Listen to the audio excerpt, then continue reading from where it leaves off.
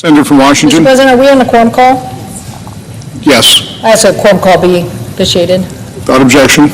Thank you, Mr. President. I come to the floor today because we are now in the middle of November, and we know that we have open enrollment in our healthcare plans, and we have consumers trying to make choices, and we need to give them clarity that we can help drive down the cost. As somebody who worked very hard on the Affordable Care Act, and one provision that was different than the exchanges, the basic health plan, I can tell you that this plan has been successful at making a market for consumers at the low end of the market above the Medicaid rate, at up to 200% of the Medicaid rate, and providing them with affordable insurance through something called the basic health plan. It's in 4 states and soon to be in the District of Columbia. And if you think about it, an individual buying on the exchange would probably have to spend about $9,500 to get an equitable silver plan. But these individual states purchasing on behalf of bundles of their constituents are only paying $6,000 for that same plan on an annual basis. So what are we doing, Mr. President? We are basically making a market. I say it's like going to Costco. If you buy in bulk, you get a discount. If you allow these states to buy on behalf of a large pool of their constituents who can't make a market on their own, you obviously can get a discount. So I'm very interested in us continuing and saving federal dollars and delivering good health care on something called the basic health plan. So I'm not surprised that yesterday or the last few days, the world in D.C. and around the country has erupted into this debate about how do we make health care more affordable. That is exactly right. And how do we make sure that big insurance doesn't just capitalize? Now all of a sudden, both sides of the aisle are talking about the insurance companies making the money, and how do we drive down the cost? So I appreciate that, and I welcome the chance to talk to any of my colleagues. In fact, I saw that the Wall Street Journal had an column today basically saying, quote, Republicans pitch alternative to the ACA to end the government shutdown. I was glad to see that. I thought that was a great alternative. I don't know how much it was just discussed at your lunch or how many of these ideas of making healthcare more affordable were discussed, but I definitely think this particular idea by my colleague Senator Cassidy has merit, only because I think the senator on the Finance Committee, along with myself and chairman of the Health Committee, has tried to look at ways to make healthcare more affordable, and it deserves some fair consideration. This idea is really something called a health reimbursement account. And since 2008, health reimbursement accounts have been a critical component of one state's Medicaid program, the Healthy Indiana Plan in the state of Indiana. Today, over 800,000 Indiana Medicaid enrollees automatically have access to these accounts and are using them to lower their medical expenses. The state of Indiana pays for the first $2,500 in health costs, which covers a large portion of their insurance plan's out-of-pocket expenses, but the enrollees make monthly contributions depending on their cost to upgrade their health care coverage to more generously include things like vision and dental benefits. And one of the biggest benefits of the Indiana Health Reimbursement Account is that the program encourages good financial management and the use of preventative care like annual checkups. So currently, if an enrollee spends less than the $2,500 in medical costs and uses preventative care, they can roll over their remaining account to the next year to lower their monthly medical expenses. This has been a proven path to promoting responsible and measured healthcare spending. It also encourages, as I mentioned, the use of preventative care, and we all know we need to drive down cost in the long run. What happens when we don't have good health insurance, and as we see November and December coming without a real plan for millions of Americans to buy affordable insurance, we're just going to drive up the cost of compensated care. The Affordable Care Act has lowered the amount of uncompensated care and helped us lower the cost of insurance overall, but we need to keep going, and we need to do more. So I think that these health reimbursement accounts proposed by my colleague, Senator Cassidy, I hope that this article in the Wall Street Journal is serious, that Republicans are interested in floating this idea, and that the Affordable Care Act marketplace coverage has a variety of ways in which we all can take place in a conversation to drive down the cost of care. The health reimbursement accounts already in place in Indiana and here in our federal employee health and benefit program, and also in the DC Health Exchange as well. So it's not as if there's only one place that is doing this. In those instances, it's a voluntary program, so people can voluntarily comply, voluntarily decide to take the program up and participate in, and as I said, get involved in better healthcare decision and better timeliness of these decisions. So I have no idea, Mr. President, what's going to happen here today, but I know this: there is enough time to talk about good ways to lower the cost of health care, particularly for this population that has to make benefit decisions right now, lower these costs, implement this, and get our government back open. I hope that people will give serious consideration to what my colleague, Senator Cassidy, and others have talked about in this very important area of driving down the cost of care. I thank the President, and I yield the floor.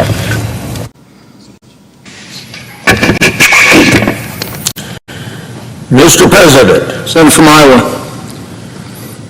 today is the 40th day of the government shutdown.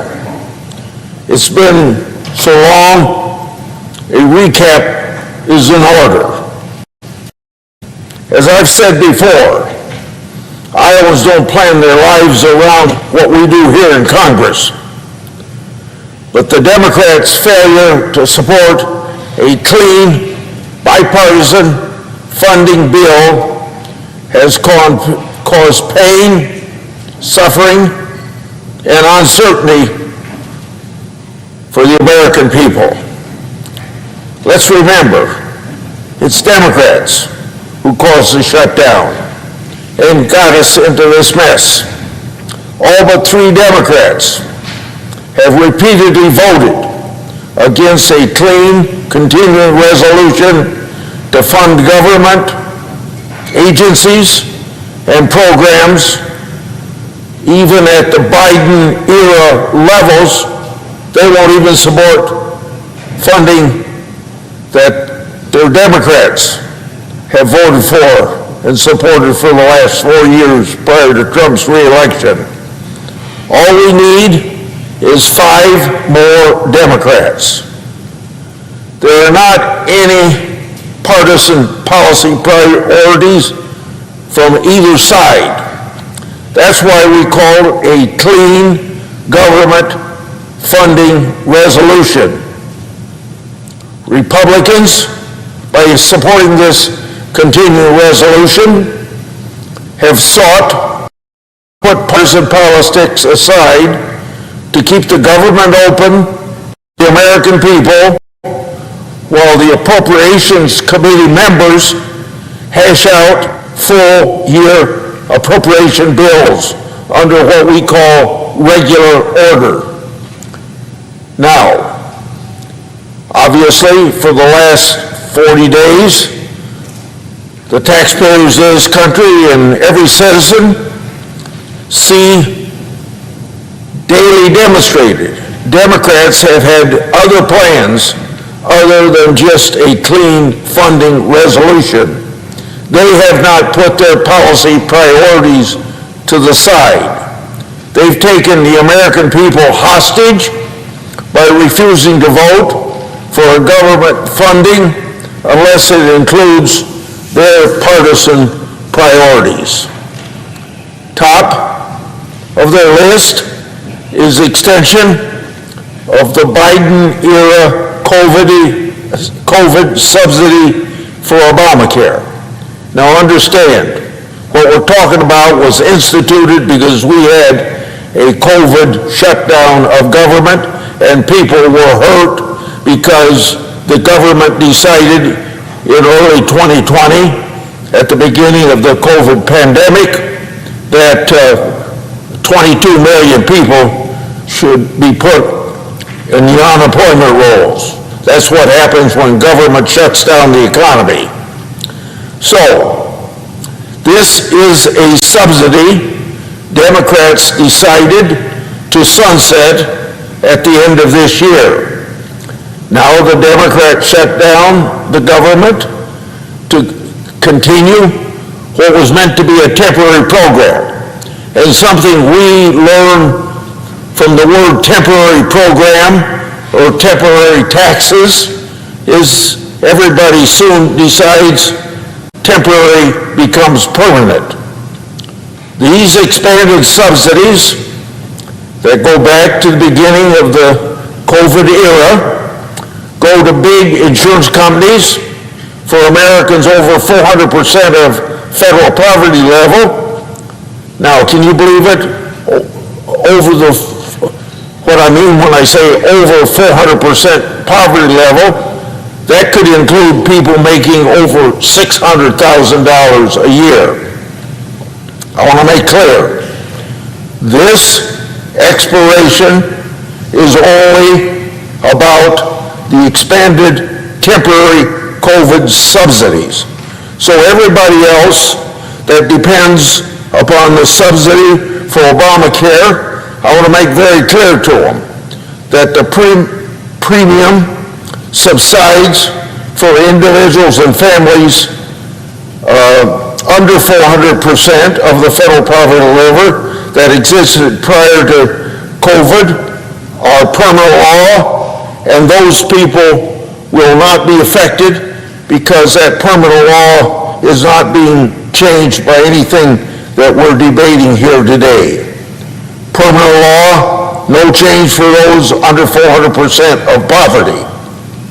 Now, Mr. President, writing health care policy is our job, meaning the senators' jobs and House of Representatives' job. However, every one of us in this body knew that this deadline that we're talking about was approaching, and we had already made plans to address the policy issues later in the year. Yet, as we find out now for the last 40 days, that timeline was not satisfactory to the Democrats. I've been in the elected office a long time, and taking government hostage and shutting it down is always a losing proposition. It costs money to shut the government down. It costs money to open the government up, and we find out little is accomplished. In the process, government's supposed to be service to the American people, and when there's 700,000 federal employees sitting at home, probably going to be paid because they always have been paid, they can't serve the American people, and the government is not doing its job. So in my view, this shutdown was doomed from the start. But Democrats marched forward anyway, following their leaders into the mess that we now have had for the last 40 days. On day 38, now 2 days ago, so 38 days after government shut down, Leader Schumer came to the Senate floor and unveiled his big plan. On day 38, he came with the Democrats' first plan, get the American people out of this government shutdown. Now, why would he wait 38 days? Why would he wait? If he were serious about a bipartisan solution to lower the cost of health care for the American people, I don't believe you'd sit idle for 38 days before making an offer. I've shared the pain the shutdown has inflicted upon Iowans, but it bears repeating. I have families calling my office asking where they can get food. Our food banks are overrun, as Thanksgiving is just a few weeks away. Now, I want to give you an example that was reported by the person behind this constituent in the checkout line. One of my constituents, while grocery shopping at Walmart in Marion, Iowa, was left with no groceries for her family when she found out at the cash register that her food stamps were not on her debit card. That kind of uncertainty has real-world impacts. The realization brought this constituent to tears, it was reported to me. And why wouldn't you go to tears?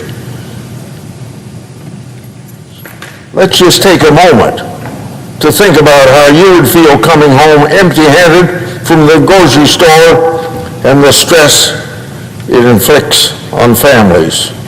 Perhaps your kids are crying because they're hungry. Young farmers can't get their loan money from the Department of Agriculture during this government shutdown, and these young farmers are already in an ag economy that's underwater. How are they going to keep their business going? And then, I don't know what percentage of the American public flies every day, but it's significant that flights are being canceled left and right because air traffic controllers aren't being paid. That means people are trying to get to a sixth family member alike are cutting into their operations to make certain that airspace is as safe as possible. It is critical to know that these impacts are not lopsided on those high traffic areas. Small and medium hub airports, such as we have in Kansas, that connect to those 40 are experiencing this pain just as much. While this is a painful step, it is necessary for the safety of the traveling public, and I support Secretary Duffy's decisions. American Airlines indicated to me they've canceled more than 240 flights yesterday and delayed more than 1,000 flights, impacting more than 150,000 passengers. Airlines for America said that staffing shortages disrupted the flights of more than 4 million passengers from October 1 to November the 7th on their partner airlines. And that was before the mandatory reductions were put in place by the Department of Transportation. We can expect more cuts if we do not reopen the government. We saw how fragile our air system is, and it's the reason I highlight aviation and the consequences of the shutdown tonight. We saw how fragile our air system is earlier this year when a series of failures led to a mid-air collision on January the 29th, which claimed the lives of 67, including those of Kansas. That accident forced Congress and our nation to reckon with an issue that has plagued us for decades. Why have we not effectively modernized our airspace system? Since that crash, steps have been taken to train more controllers and improve the aviation system, including a $12.5 billion investment in modernizing our airspace. But those efforts are becoming much more difficult to accomplish during a shutdown. Unfortunately, the position of the aviation industry it finds itself in today cannot be easily solved, but we cannot even begin to solve it unless we reopen the government. Every day we remain shut down, the fragility of this system intensifies. Thanksgiving is only 18 days away. Americans are purchasing or would have purchased or already purchased tickets to be with their families.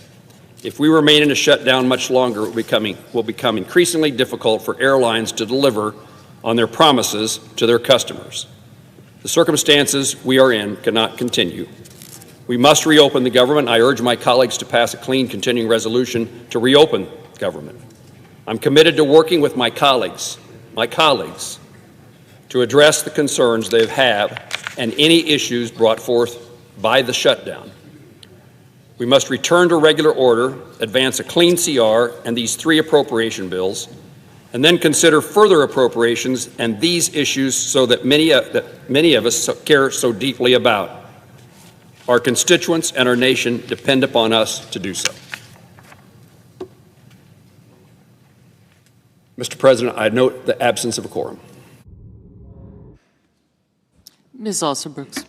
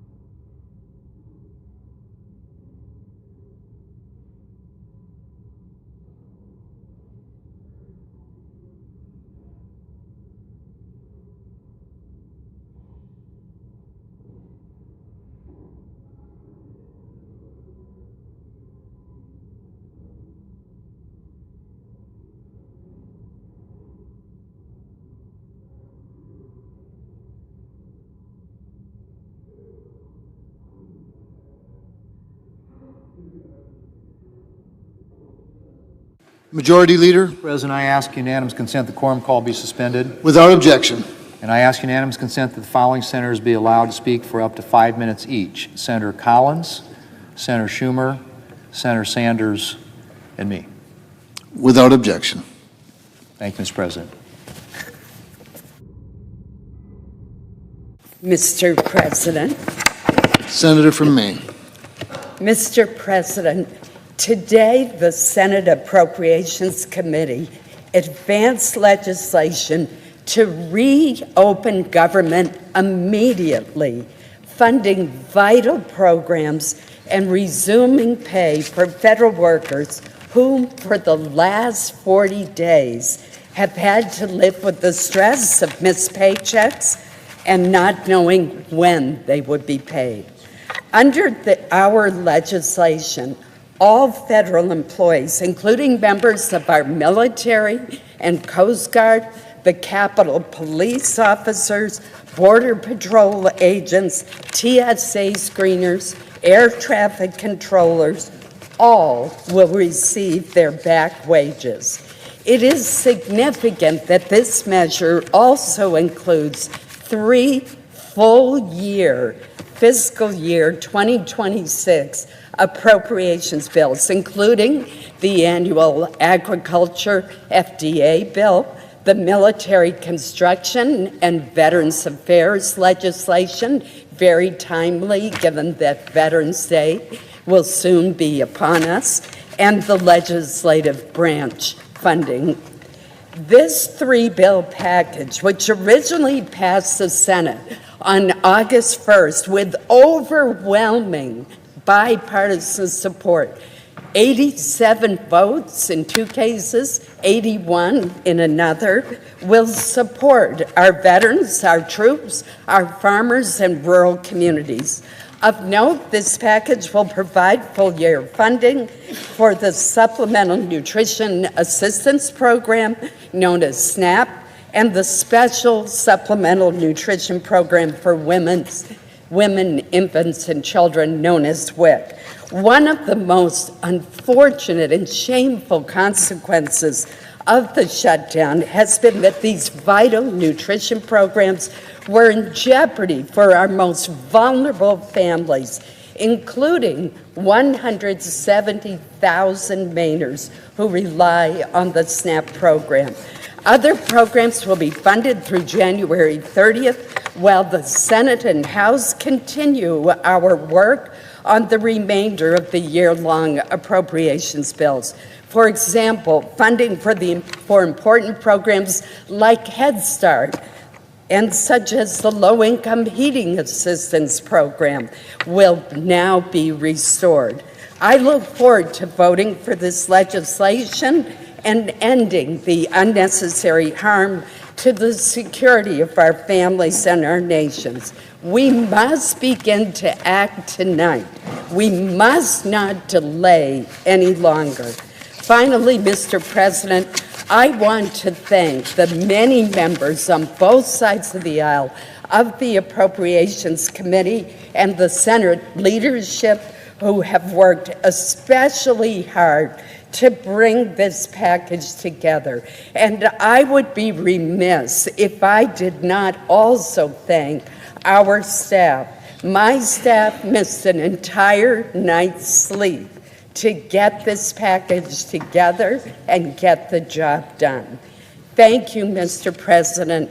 Again, I want to particularly thank the members of the Appropriations Committee, including the 3 who served as the subcommittee chairs, Senator Bozeman, Senator Hoeven, and Senator Mullen. I want to thank Senator Britt, who did an extraordinary amount of work, Lisa Murkowski, Mike Rounds, Jerry Moran, Sherry Moore Capito, Sidney Hyde-Smith, Deb Fisher. There's so many who worked so hard on this package. I want to thank each and every one of them.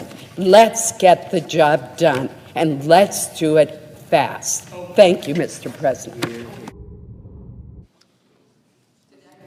Senator Hoeven in my list. Senator Hoeven was a rock star, so I want to make sure that I mentioned him. Thank you. Senator from Vermont. I understand that the way the process has been developed, it is impossible to delay the votes that are going to take place. And if that were not the case, that is certainly what I would do, because I think it is important that the American people fully understand what is being voted on today.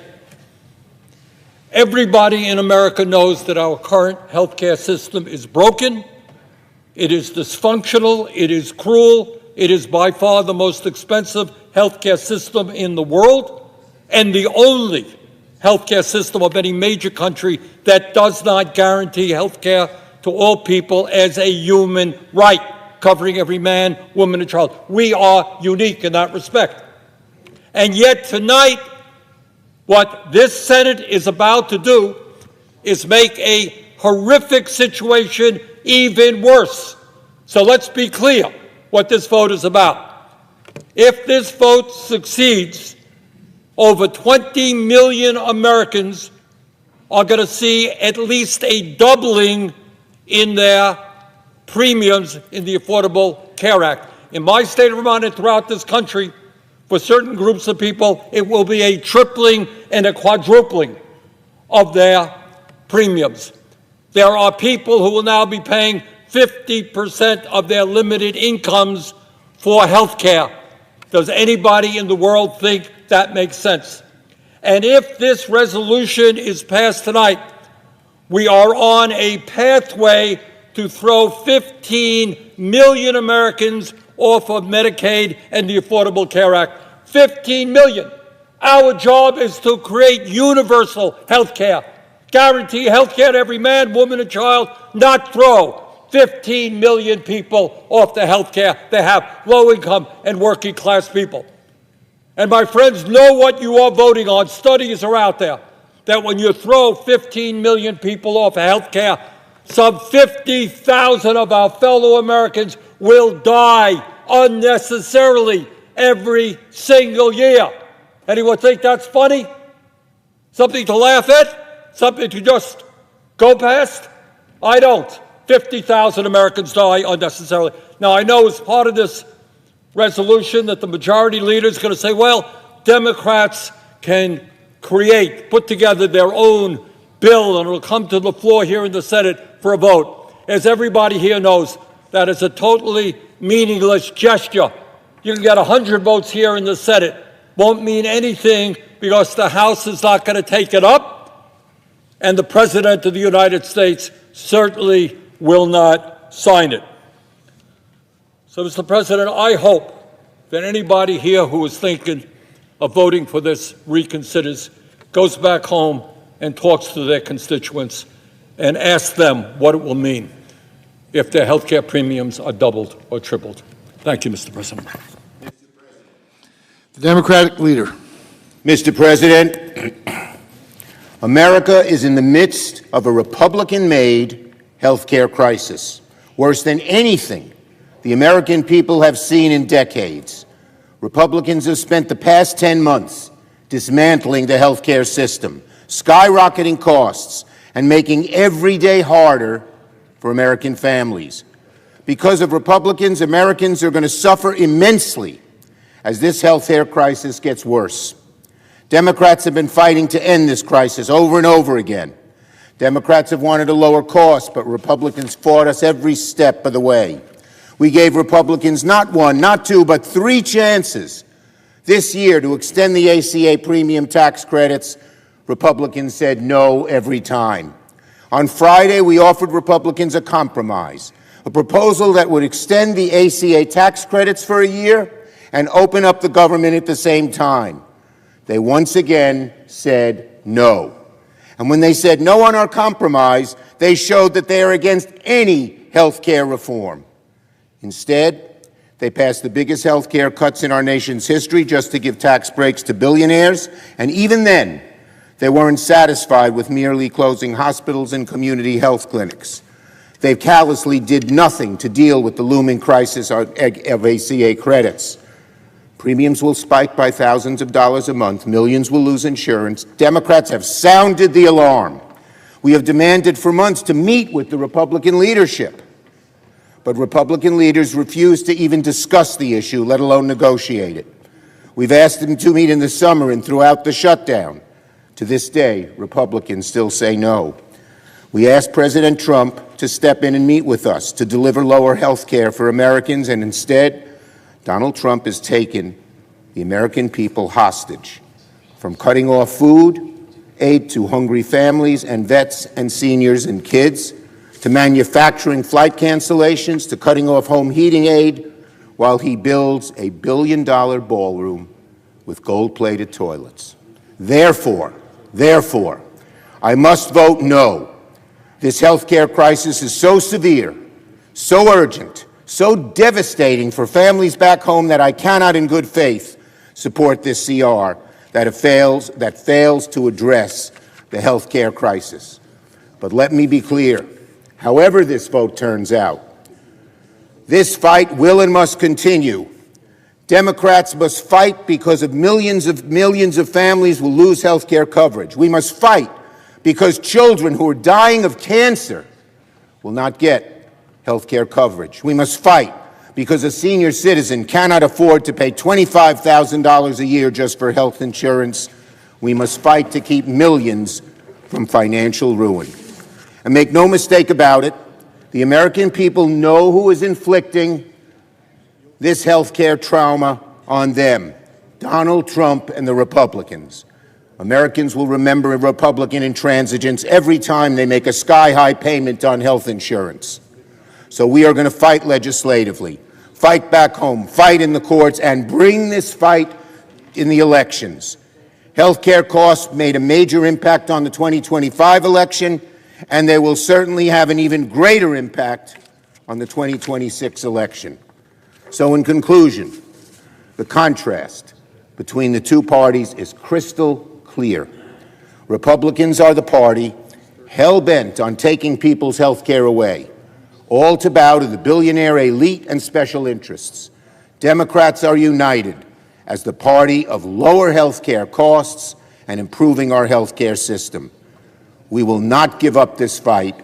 We will deliver for the American people. I yield the floor.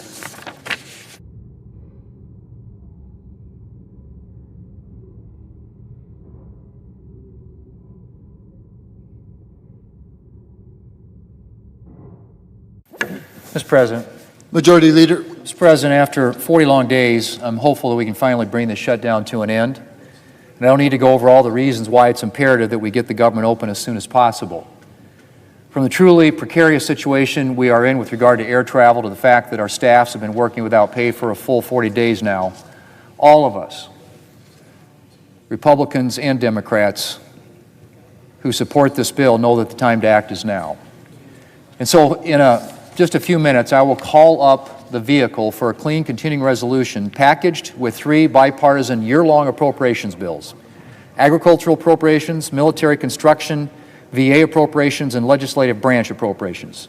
These bills will fund SNAP for the entire fiscal year. They will fund WIC for the entire fiscal year. And they will fund our veterans for the entire fiscal year. After 40 days of uncertainty, I'm profoundly glad to be able to announce that nutrition programs, our veterans, and other critical priorities will have their full-year funding. And my goal is to quickly move to other full-year appropriations bills. As I've said many times, I firmly believe that the way to fund the government is by passing appropriations bills through regular order, a process that gives senators from both parties the fullest chance to make their voices heard. Mr. President, I also want to mention health care. There's been a lot of talk over the last several weeks on both sides of the aisle about the health care crisis in this country.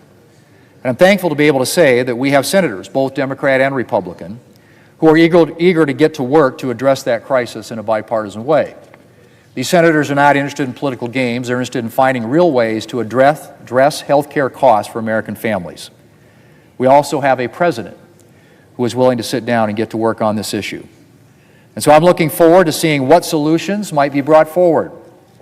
Regardless, as I have said for weeks to my Democrat friends, I will schedule a vote on their proposal, and I've committed to having that vote no later than the second week in December.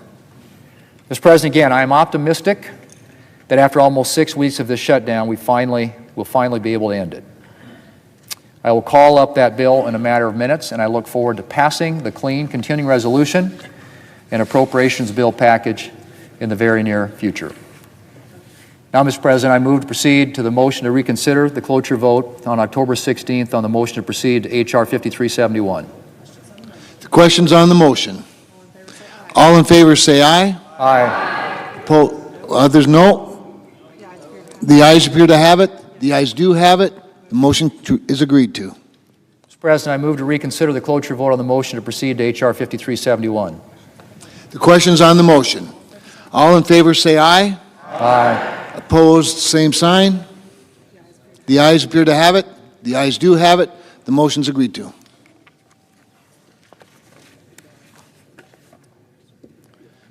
The clerk will report the motion to invoke cloture. Cloture motion. We, the undersigned senators, in accordance with the provisions of Rule 22 of the Standing Rules of the Senate, do hereby move to bring to a close debate on the motion to proceed to Calendar 168, H.R. 5371, an act making continuing appropriations and extensions for fiscal year 2026 and for other purposes.